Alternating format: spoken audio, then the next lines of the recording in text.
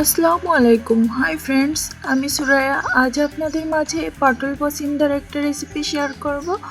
আর পটল পসিন্দার রেসিপিটা তৈরি করার জন্য এখানে আমি ফ্রেশ পটল নিয়েছি 500 গ্রাম। আর এই পটলটা ঠিক এইভাবে কেটে নিয়েছি। দেখো, কিছু খোসা গায়ে আছে আর মাঝে মাঝে কিছু খোসা নাই। এইভাবে পটল পসিন্দার জন্য কিন্তু পটলটাকে রেডি করে নিতে হবে। আর এই যে মাঝের যে জায়গাটাতে খোলা নাই, সেই অংশটাকে ঠিক এইভাবে কেটে নিতে হবে। তোমরা যদি পটল পসিন্দার রেসিপিটা এইভাবে তৈরি করো তাহলে কথা দিচ্ছি বাড়ির সবাই আঙুল চেটে পুটে খাবে। তো একদম সহজভাবে দেখানোর চেষ্টা করেছি, তোমরা কিন্তু ইজিলি রেসিপিটা তৈরি করে নিতে পারবে যদি পুরো ভিডিওর সাথে থাকো। সাধারণ ইনগ্রিডিয়েন্টস দিয়ে অসাধারণ টেস্টি রেসিপি পেতে চাইলে যেমন খুশি তেমন চ্যানেলটিকে সাবস্ক্রাইব করে রাখতে পারো। এছাড়া পাশে থাকা বেল আইকনটিকে প্রেস করে রাখতে পারো যাতে পরবর্তী ভিডিও আপলোড হলে সবার প্রথমে নোটিফিকেশন পেতে পারো।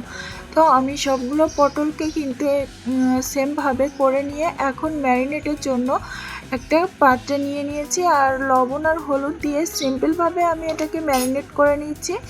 তোমরাও কিন্তু এভাবেই ম্যারিনেট করে নেবে। তো বন্ধুরা, তোমরা যারা এ পর্যায়ে এসে এখনও একটা ভিডিওতে লাইক দাওনি, প্লিজ একটা লাইক দিয়ে পুরো ভিডিওটা কন্টিনিউ করার অনুরোধ রইল। আর এরই মাঝে আমি পটলগুলোকে লবণ হলুদ মাখিয়ে নিয়েছি আর ফ্রাই প্যানে তেল গরম বসিয়ে দিয়ে এখন ম্যারিনেট করে রাখা পটলগুলোকে ভেজে নেব। পটল পসিন্দা তৈরি করার জন্য পটলগুলোকে কিন্তু এভাবেই কেটে নিতে হবে আর সবার প্রথমে এটাকে বেশ ভালোভাবে ভেজে নিতে হবে। আর এটা ভাজতে ভাজতে আমরা অন্যদিকে একটা মশলা রেডি করে নেব। এখানে আমি কিছু চীনাবাদাম নিয়েছি। তোমরা চাইলে এখানে অন্য যে কোনো বাদাম দিয়ে করতে পারো। আর এই বাদামটাকে আমি এখন পেস্ট করে নেব, তার জন্য মিক্সিং জারে দিয়ে দিলাম। আর 1 প্যাকেট গুঁড়ো দুধ দিচ্ছি। তোমরা চাইলে এখানে লিকুইড দুধটা ব্যবহার করতে পারো। আমি এখানে উষ্ণ গরম পানি দিয়ে বাদামের সাথে আর কি এটাকে ভালো করে পেস্ট করে নেব। তোমরা যদি লিকুইড দুধ দাও তাহলে কিন্তু লিকুইড দুধের সাথে কাজু বাদাম, চার মগজ, এছাড়া সাদা তিল দিয়ে রেসিপিটা তৈরি করতে পারো। তো আমি এখন ওটা মিক্সিং জারে দিয়ে দেখছি পটলগুলো কতটা ভাজা হয়েছে। তো আমি এখন এক সাইড ভাজা হয়ে যাওয়ার ফলে আমি উল্টে দিচ্ছি। তো তোমরা দেখতেই পাচ্ছ বন্ধুরা কি দারুণভাবে এক সাইড ভাজা হয়ে গেছে। যারা পটল খেতে পছন্দ করো না তা আমি বলবো তারা এভাবে একবার অবশ্যই এই রেসিপিটা ট্রাই করো, তোমরা পটলের প্রেমে পড়ে যাবে। তো যাই হোক, আমার সবগুলো কিন্তু পটল উল্টে দেওয়া হয়ে গেছে, মানে দ্বিতীয় সাইড হওয়ার জন্য আমি অপেক্ষা করব। আর এর মধ্যে দেখো আমার পেস্টটা রেডি করে নেওয়া হয়ে গেছে। এখন একটা বাটিতে ঢেলে নিচ্ছি। বেশ অনেকখানি হয়েছে, মানে আমার আধা কেজি আর কি পটলের জন্য পারফেক্ট যতটুকু প্রয়োজন ততটুকুই। এটা এক সাইডে রেখে দিয়ে এখন আমি এখানে পটলের অপর সাইডটা দেখে নিচ্ছি। তো পটলের অপর সাইডটাও বেশ ভালোভাবে ফ্রাই হয়ে গেছে। এখন আমি এগুলোকে নামিয়ে নিচ্ছি। তো সমস্ত পটলগুলো নামিয়ে নিয়ে এখন আমি মূল রান্নায় চলে যাব।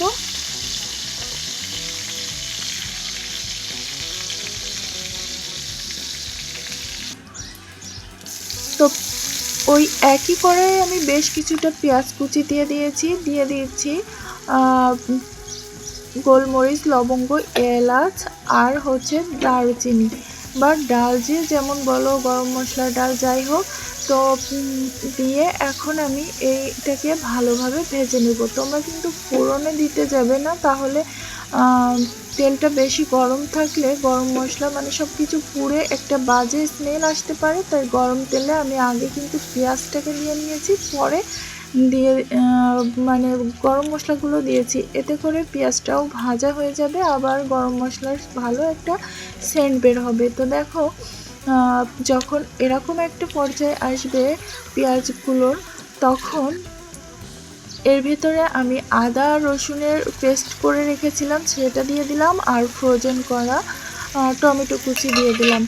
তো এই রান্নাটা অবশ্যই একটু টমেটো ব্যবহার করার চেষ্টা করবে। তো যদি ঘরে টমেটো না থাকে তাহলে কিন্তু টমেটো সসটা অল্প পরিমাণে দিতে পারো। সস তো সবার ঘরেই সবসময় থাকে। যাই হোক, এখন আমি এটাকে ভালোভাবে কষিয়ে নেব, মানে টমেটোর সাথে পেঁয়াজ আর যে আদা রসুনের পেস্টটা দিয়েছি সেটাকে ভালো করে কষিয়ে নেব যতক্ষণ পর্যন্ত কাঁচা গন্ধটা চলে না যায়। এরপর আমি একটু পানি দিয়ে দিয়েছি, তারপর দিচ্ছি স্বাদ মতো লবণ, হলুদের গুঁড়া, ধনিয়া গুঁড়া, দিয়ে দিলাম লাল মরিচের গুঁড়া। এখানে আমি কিন্তু বাটা মশলা ব্যবহার করেছি, কিন্তু ঝালের গুঁড়াটা ব্যবহার করছি। তোমরা চাইলে ঝালটা পেস্ট করেও দিতে পারো, এছাড়াও চাইলে কাঁচা মরিচ দিয়েও রান্না করতে পারো।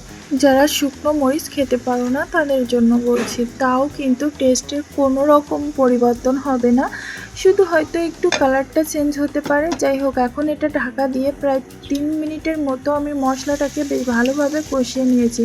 দেখতেই পাচ্ছ মশলা থেকে বেশ ভালো করে পানিটা ছেড়ে দিয়েছে। আর এখন আরও একটু 1 থেকে 1.5 মিনিট মতো নাড়াচাড়া করে নিয়ে আমি যে পটলটাকে ভেজে রেখেছিলাম সেটা কিন্তু এখন এই মশলার ভিতরে দিয়ে দেব।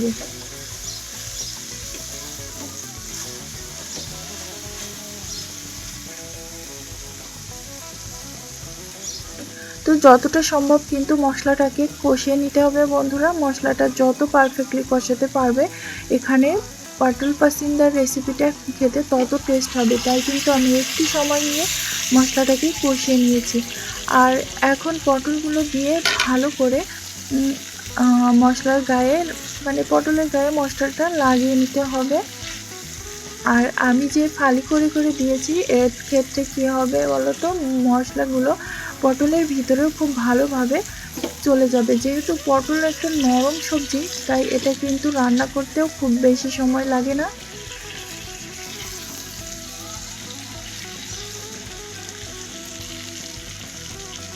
তো সমস্ত পটলের গায়ে মাখিয়ে নেওয়া হয়ে গেছে। এখন যেটা করব সেটা কিছু সময়ের জন্য আমি এটাকে একটু নেড়েচেড়ে নিয়ে ঢাকা দিয়ে রান্না করব আর কি। তবে তার আগে যে পেস্টটা আমি তৈরি করে রেখেছিলাম সেই পেস্টটা এখন দিয়ে দিচ্ছি। পেস্টটা দিয়ে আমি ঢাকা দেব, এতে করে এর যে কাঁচা ফ্লেভার সেটা চলে যেয়ে পটলের ভিতরে একটা সুন্দর ফ্লেভার ঢুকবে। তো দেখো, আমি পেস্টটা দেওয়ার সাথে সাথে কিন্তু পটলের লুকটাই চেঞ্জ হয়ে গেছে, বেশ লোভনীয় একটা লুক এসেছে বন্ধুরা।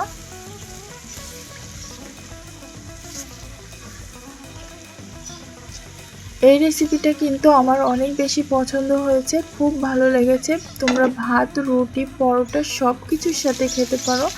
তো দেখো, আমি 3 মিনিটের মতো এটাকে ঢাকা দিয়ে রেখেছিলাম, এতে করে বেশ সুন্দরভাবে কিন্তু কুকড হয়েছে। আর এখন এতে একটু পানি অ্যাড করব, অ্যাড করে আমি কিছু সময় রান্না করব, কেননা এর ভিতরে যে পটলটা আছে সেটা আরও একটু কুকড হতে হবে, না হলে কিন্তু খেতে ভালো লাগবে না।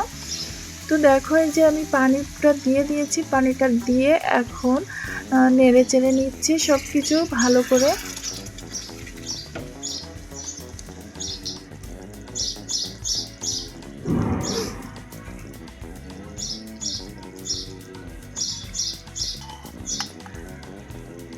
তো এই পর্যায়ে আমি এখানে একটু জিরা বাটা অ্যাড করছি। তো জিরা বাটাটা দিয়ে আমি আবারও কিন্তু মাখিয়ে নিচ্ছি। গ্রেভিটা দেখতেই পাচ্ছ বন্ধুরা কতটা লোভনীয় হয়েছে। তবে এখানে কিন্তু এত বেশি গ্রেভি আমি রাখবো না, তবে তোমাদের যদি ভালো লাগে তোমরা কিন্তু এ পর্যায়েও নামিয়ে নিতে পারো। আমি এখন এর উপর থেকে কয়েকটা চেরা কাঁচা মরিচ দিয়ে দিলাম, দিয়ে এটাকে ঢাকা দিয়ে রেখে দেব মিনিমাম 5 মিনিটের জন্য, লো ফ্লেমে, মানে লোয়ের থেকে একটু বেশিতে। তো দেখে বুঝতে পারছো বন্ধুরা কতটা লোভনীয় স্বাদের হয়েছে। দেখো, তেলটাও বেশ উঠতে শুরু করেছে।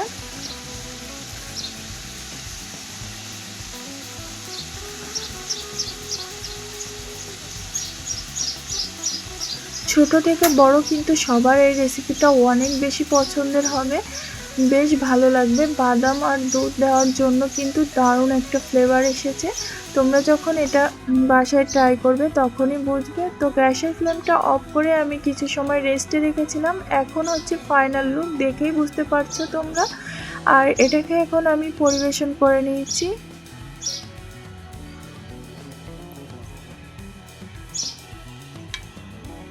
বাই দ্য ওয়ে, আজকের ভিডিওটা ছিল এ পর্যন্তই। দেখা হবে নেক্সট এপিসোডে নতুন কোনো রেসিপির সাথে। ততক্ষণ সবাই ভালো থেকো, সুস্থ থেকো। আল্লাহ হাফেজ।